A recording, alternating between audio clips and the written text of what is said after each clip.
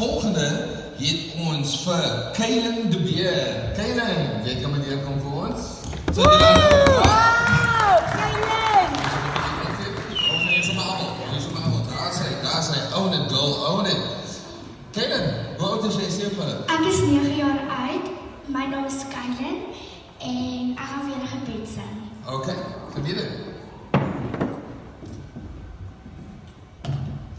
Ons Vader wat woon in die hemel, heilig sy U naam. Mag U ryk kom, U wil geskied, soos in die hemel, so ook op die aarde. Gee ons vandag ons daagse brood en vergeef ons al ons skulde net soos ons vergewes die wat deur ons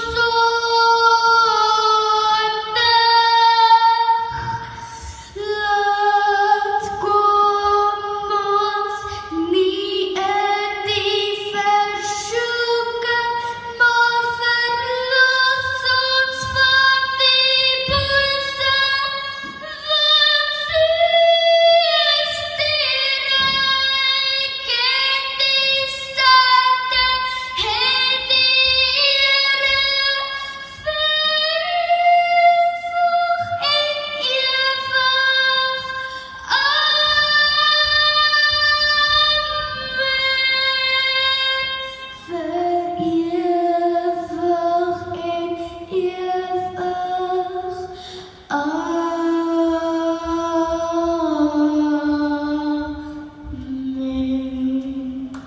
Kaylen de Beer, julle.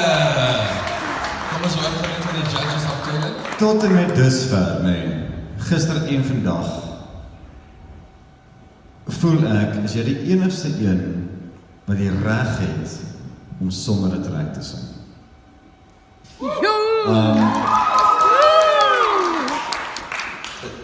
En het jy self besluit om dit te sing?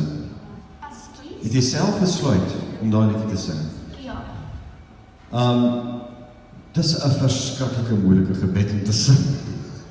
So ek hou my hoed af vir jou, hoor. Wat regtig amazing was, hoe jy gaan van jou lae register na jou crazy hoë note, want dis hoe die ding hardloop. Die gebed hardloop van heel onder tot heel bo.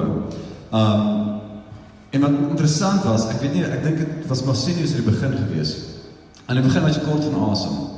En toe ewe skielik na die einde het jy asem vir jare.